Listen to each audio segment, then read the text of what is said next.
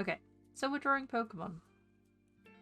We got a lot of requests on Twitter for what types of Pokemon to draw. So far we've done, I would say, full outcomes for one, which is this guy, Little Squirrel Boy. This is the original boy. I'm gonna start with doing all the sketches for all the Pokemons that we've been requested so that everyone can see the progress of their Pokemon. Okay? Okay, so again with the shapes, we're going in with a circle. And I see his cheek goes out. We're doing Charmander, by the way. Okay, and then I dip out his cheek a little bit. And then I try and wrap it back around. I see this like... It's like a deformed potato. Now I'll kill this one less because he's facing that way. And then wrap it round. And it's all coming from essentially this one circle. And then the bottom of the circle is essentially where his mouth starts. So that'll be the top of his mouth. And then I see that it doesn't start where the line ends. It starts just a little bit in. So I'll just draw that in. And then bring it up to the other bit. It does the same thing that side. And he has two little teeth. Just do that. Then just bring out his arms. He's got little cute arms. They're not too long. Not too short. They're perfect for his ratio.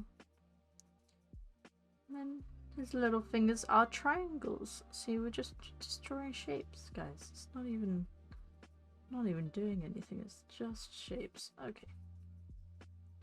Then we rub out that thumb, because now that I've drawn the rest of the hand, I've noticed the thumb doesn't come over this bottom line here.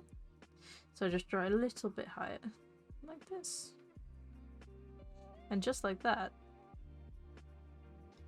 I've got a... no, I think it's more angled like that.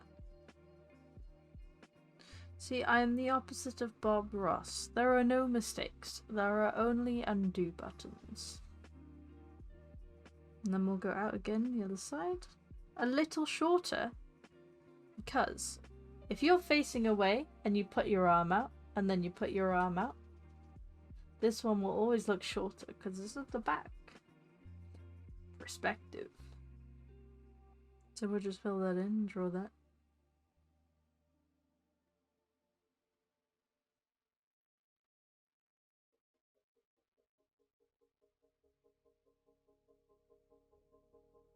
And then I notice his belly starts above the arm, so just draw that line, and it curves around, so just do the curve.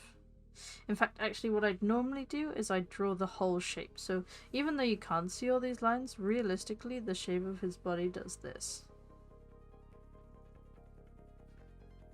It's like a long oval. That's the main shape. It might curl off a bit at some points. It's the essential shape. To the point where his belly comes in a little bit under like this. The same shape. Then I see his knee is kind of like here. It's like thigh knee, I guess. They don't have differences with Pokemon. That it's just a thigh knee.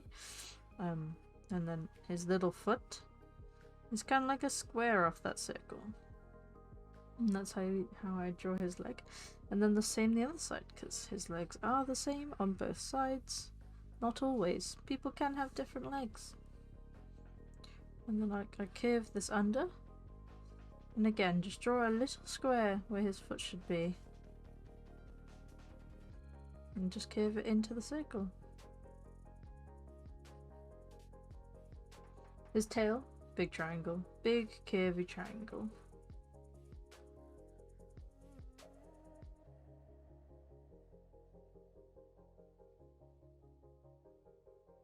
Chuck a little flame on the end, and an easy way to do a flame is by going up, squiggle, triangle. Up, oh, if I don't hold down. Up, squiggle, triangle. Up, squiggle, triangle. Down, up, triangle, and join. That's how I'd always draw a flame. Now you can be as erratic with that as you want, but essentially, it's always a triangle with a squiggle.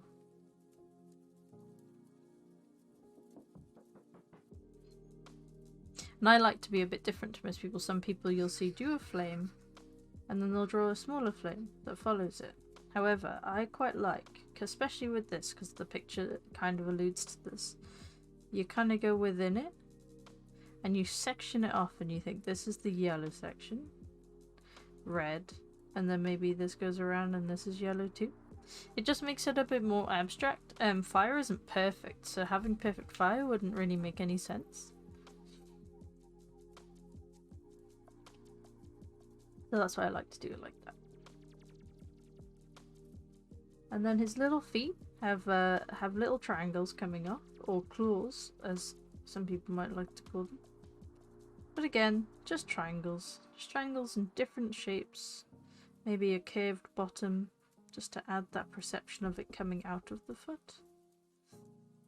And that's really all that is. Nothing needs to be perfect when you're doing the sketch bit. That's the best bit.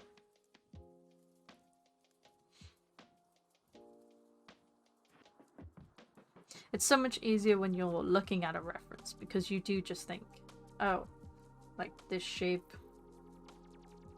is there, I can see it. It's much harder when you're trying to imagine something without looking at it. And I think that's the point in which most artists, including myself, struggle. Don't get me wrong, I can draw without reference. It's much like sheet music on a piano. I can play without sheet music, but I play the song correctly first time when there's a sheet music reference.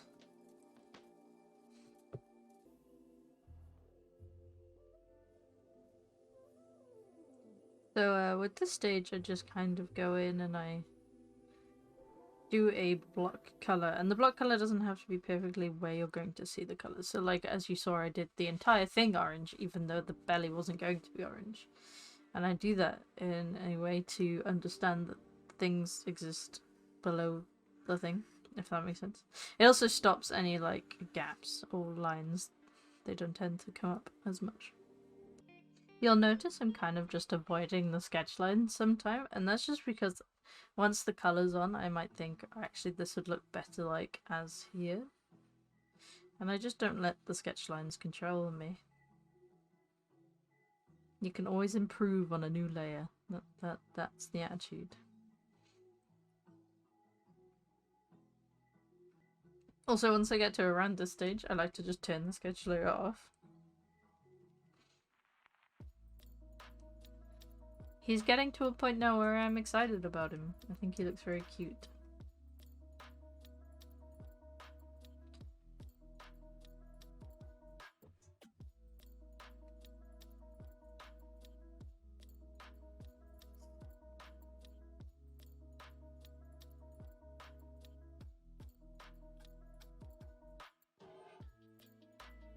You found him in the grass.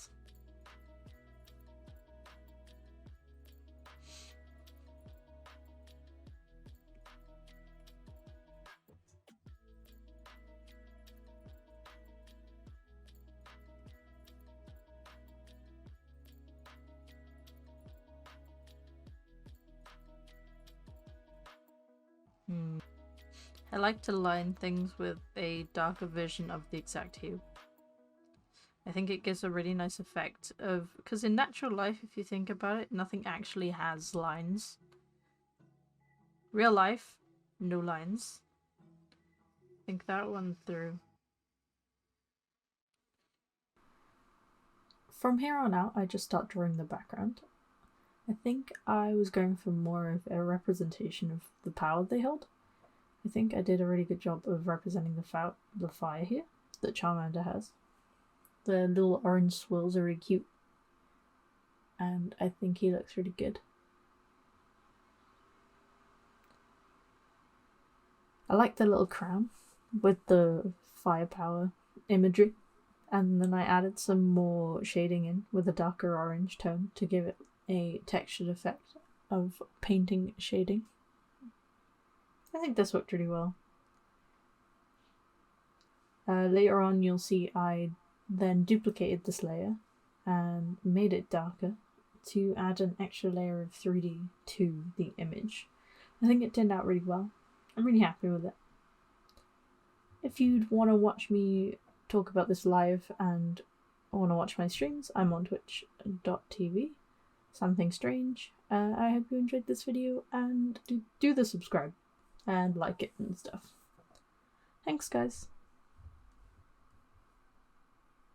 Bye, everybody. Mwah.